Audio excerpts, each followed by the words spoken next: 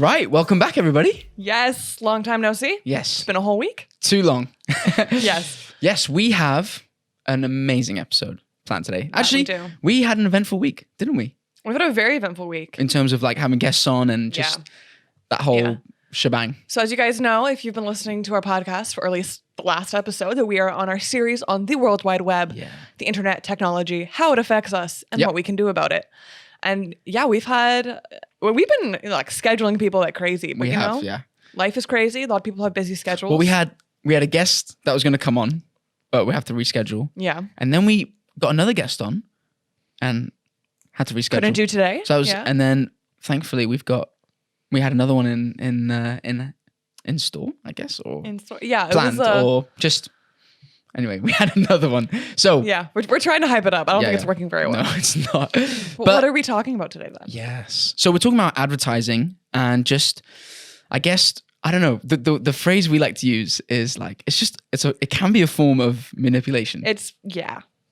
We're getting into this, guys. Yes. Yeah. It's quite spicy actually when you phrase it like that. I feel like. Yeah, but isn't that really what it is, right? It's like trying to get us to buy things. And we're obviously talking specifically about on the internet. Yeah. And we have a guest. Actually, you know quite well. Yep. So, I mean... Go into it. Yeah, he'll introduce himself. But whenever I grew up in Turkey, whenever my family would come back to the Cotswolds area, which is where my dad's church. Which is here in England. Yes, that is here in England. For those of you who don't know, because I had no idea until I moved here. Okay. Really? Okay. Yeah. It's a nice area. And anyway, so my dad's home church is from there. And his family would always have us stay at his place. And so I kind of knew him just growing up every time I'd come back to England. And he's a great lad. Great guy. You're gonna see for yourself. We're gonna meet him in just a minute. Yes. But we're gonna dive into this conversation about media, marketing, manipulation. Those are the 3 M's. Yes. We can attack today. And we're gonna dive into things, but we're not saying it's good or bad or just kind of. I think it's just looking at it from a perspective of what's it actually doing. Yeah. Ethical. Yeah.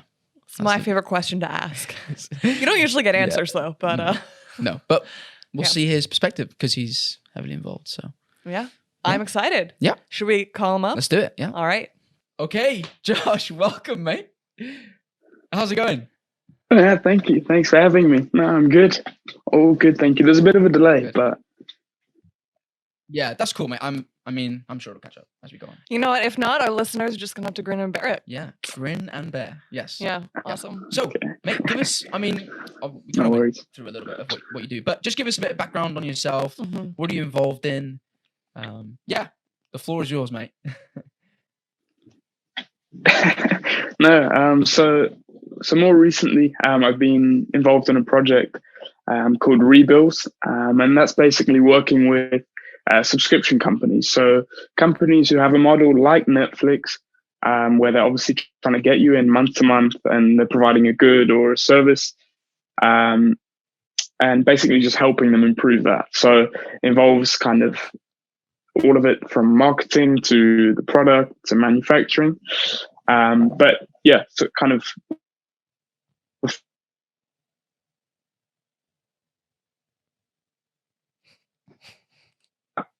process from start to finish. So making these little stores online and basically advertising for them, doing that for clients as well.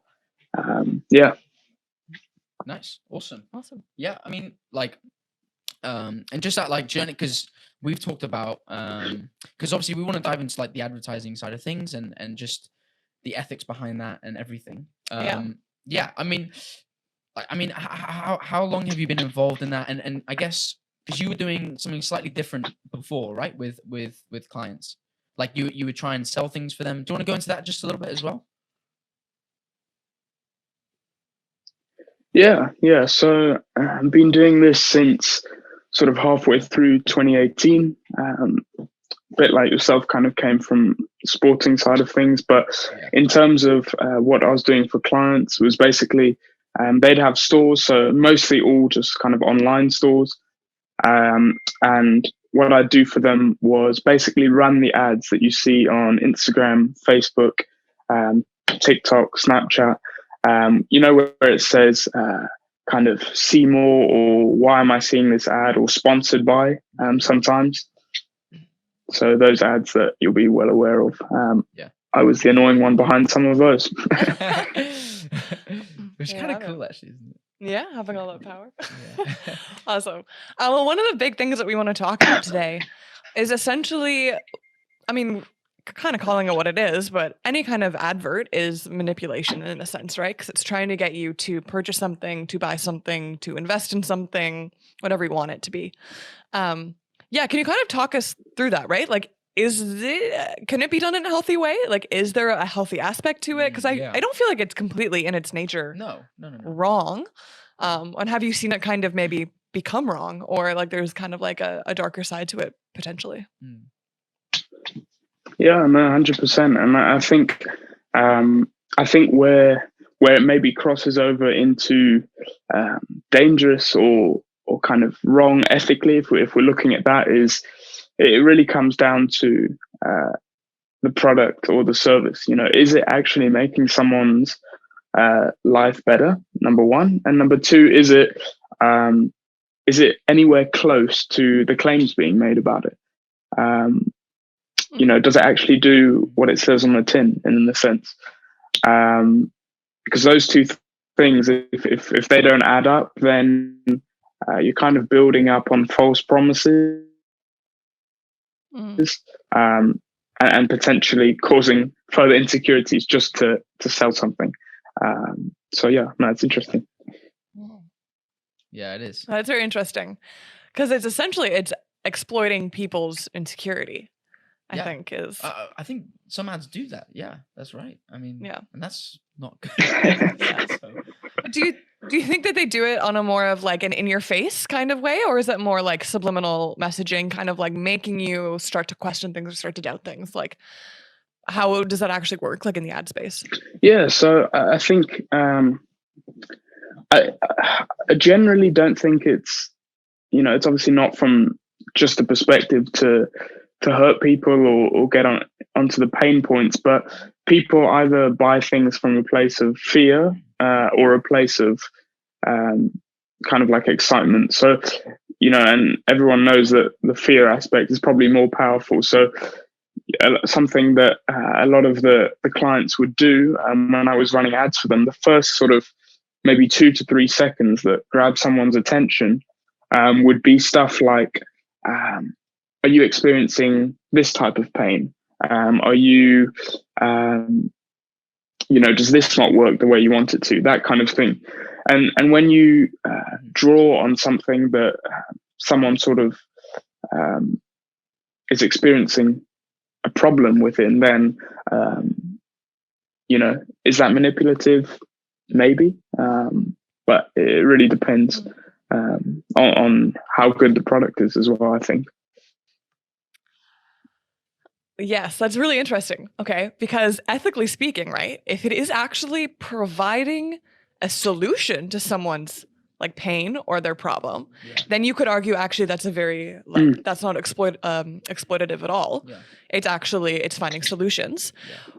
Do you actually see that in like ads and in marketing, that people are genuinely trying to help people, or is money always the top thing? Because then you could say, okay, even if you're like helping people solve their problems, you're still just trying to create revenue. You're still just trying to profit off their problems. And for me, this is really what is the most interesting about this, and like the ethics of it is, where is the line, and how have you seen that? Have you had any experience with that even? Yeah. And I think what you touched on there is really interesting, because I want to be clear from my stance that working in this, I wouldn't if I didn't think there was some good possible in it. I think the idea, I don't agree with maybe the idea that capitalism in this sense and just being a consumer is wrong, because it is necessary. But I think the way in which you go about it is really important. So to give that an example, if I look at some of those companies that I was working with in 2018, I was spending hundreds of thousands of pounds a month on their advertising. And, maybe some of their tactics were not necessarily, or the products that they provided weren't necessarily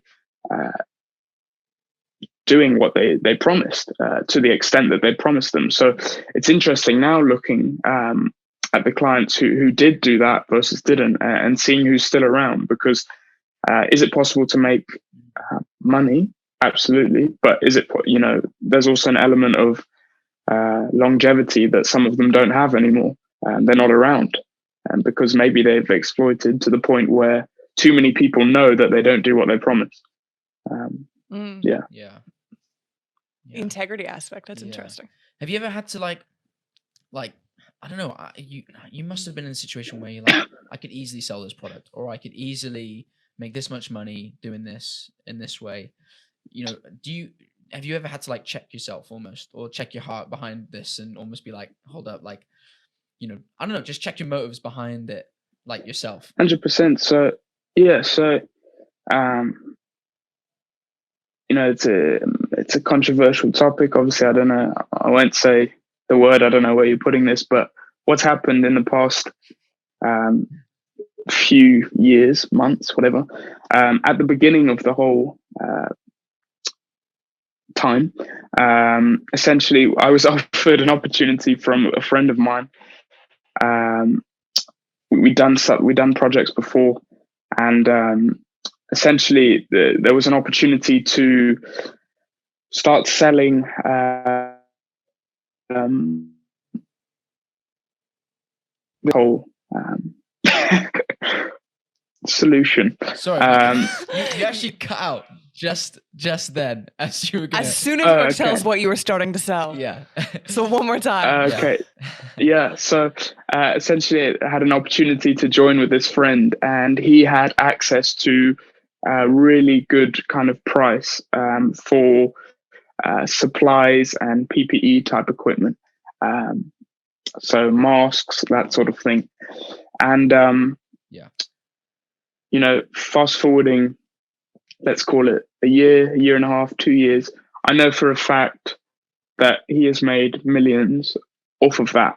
He got contracts with governments and things, and it's something that I could have very easily been involved in. But I think no matter what your stance is on the situation, to what degree you sit on the fence, there's lots of different fields of thought within the situation. But at that time, I was very unsure of mine, of sort of what was going on. The whole world was in a bit of a mess. So to just profit off of that, I didn't really, because it wasn't like it was being sold as something that was kind of a humanitarian help.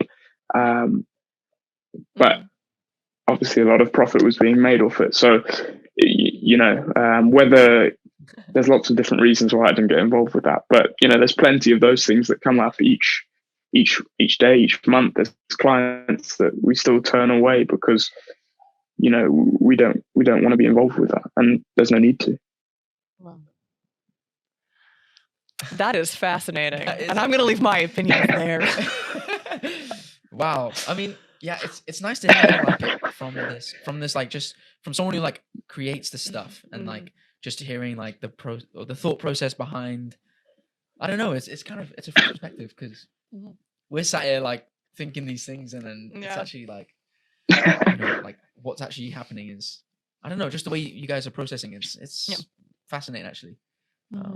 But we could touch on a whole other subject. We're gonna ran ourselves in, I think. That's today's episode. But Josh, like we wanted to also ask you about, because on your social media, you're super open about your faith and the role, I guess, that is in your life. I don't know, what role does that play in this? Do you feel like there's any connection of any kind, or just I don't know?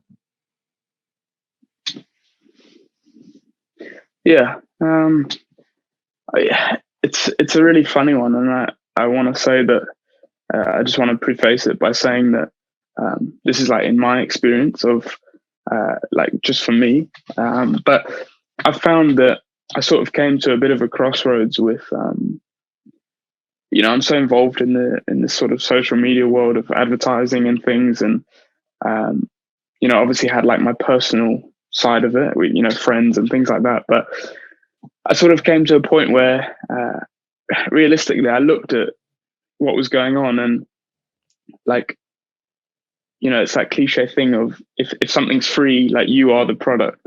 And like, I actually saw that to be so true. And if it was actually down to me, and maybe I use it as a bit of an excuse, but I genuinely believe it as well, that if I didn't need my social accounts, Instagram, whatever, for business, I would probably throw it all away. I probably wouldn't use it. I'd deactivate my account and stuff. But I think I came to a point where I said, look, I do need it for work. It's fine to say, let's just switch off to the world and things, but realistically, things like that don't work. A lot of my connections, a lot of opportunities come through that, through social media. So I think I came to a place where I said, okay, well, if I can't get rid of this, then I don't want to be someone that I'm not in real life on there. I want to be cooler, if not the same, in real life than I am on Instagram. So it kind of came to that point, and for me, like, I'm someone who believes in Jesus, and I think that because of his impact on my life, like, how can you not do that? Like, in my understanding, like, how could he not be a part of that if that's me? And yeah, it's definitely, I can't say that it hasn't impacted things, because someone's not necessarily going to tell you if they won't work with you because of your beliefs. But even as much as people from school or just different things like that that go way back, you're definitely going to get criticism for it. But yeah. All right, and so now I think how to draw things to a close here. We've got one final question. So obviously you do a lot of like marketing and ad space on the internet and on social media. How kind of have things changed? We're all about being conscious consumers here at the end of the week, and just a lot of our listeners really care about social responsibility and kind of that vein of things. And we just basically don't want to be, dumb about it, or just kind of, let ourselves be exploited in any way. So how can you give us kind of like some insight on how ads work right now in social media? Just so we can kind of be aware of it, I guess. Yeah. And also, like, just like, as someone who creates the ads and stuff, like, are you guys fully aware? I say fully. I just, like, are you aware of what is like the effects of social media and ads on almost mental health and that kind of whole aspect of things? Yeah, no, and I think, like, to break that down into like the two parts, if I answer the first one first, there is no perfect solution for that, because it is changing so quickly. Even in the 4 or 5 years that I've been doing this, like, you look at maybe what you can do as a consumer, it is so tough, because the content doesn't even look like ads anymore. So in that sense, you're just kind of falling into it because it's entertaining. But then added to that as well, it's constantly shaping what it shows you based on what you're interested in. So everyone's been through that, where they'll be looking at some sort of pair of shoes or something, and similar options are coming on, and like, people are like, is my phone listening to me? Like, it's not listening.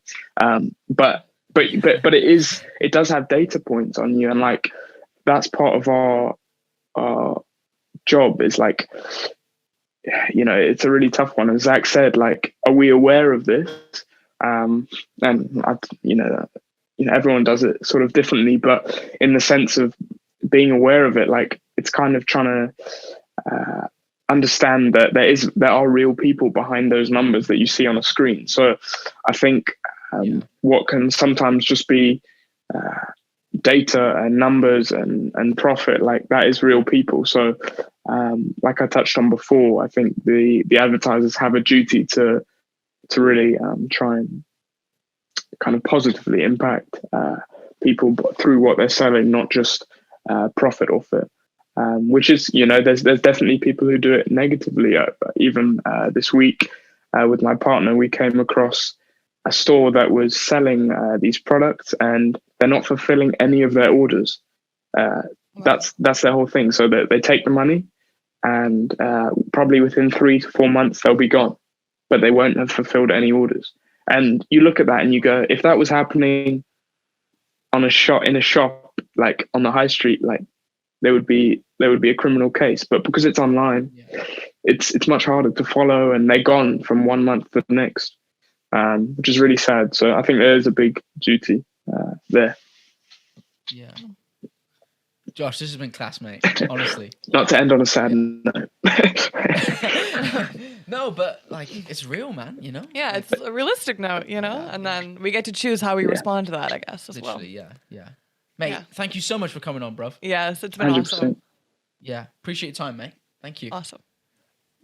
No, good to chat. Well, awesome. What a great chit chat. That was such a good chit chat. Yeah, I love there's such a unique perspective. And I'm just going to say my main takeaway is that my phone is not listening to me. No, I know. All my days. When he said that, I was like, oh, I did not know that. Well, okay. I kind of knew that, but I didn't. I Honestly, liked believing it. Okay, I did not know that. I genuinely thought there was maybe something going on. Well, it's data points. Okay. I mean, it's still creepy either way you slice it.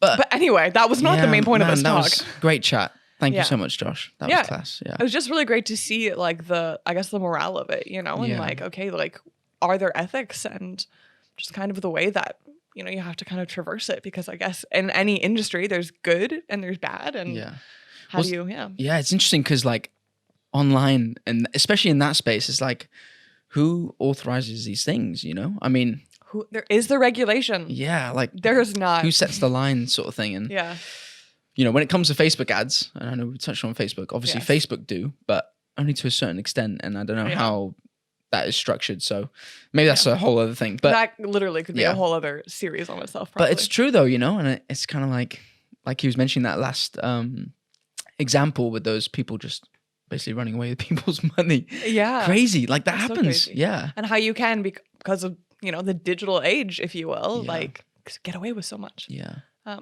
But let's not be those people. No. We're going to be conscious consumers. How many times can I say that one? I don't know, quite a few times. Yeah. It's good. Yeah, it's true. It's true. Yeah. Awesome. Well, we hope you guys enjoyed that as much as we did. Yes, we really did enjoy it. Yeah, learned a lot. So yeah. And we'll see you guys next week. I mean, we have a couple guests lined up. So we're hoping to have another guest on next week. Hopefully. Yeah.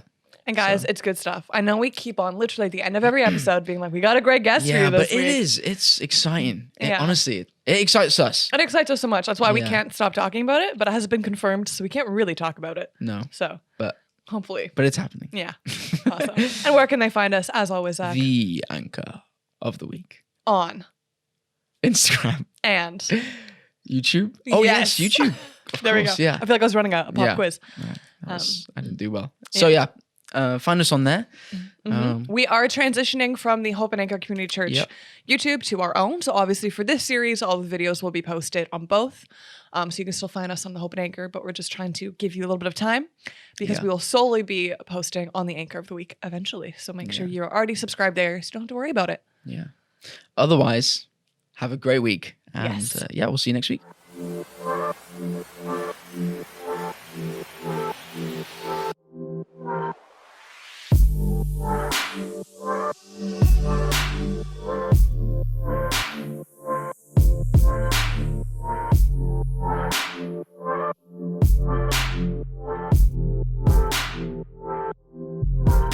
Yeah, well, what a great chit chat. That was a good chit chat. Oh, man. Oh, Zach. Wait, you caught me off guard. Wait, I can't do this. You caught me well off guard. Oh, that's so bad.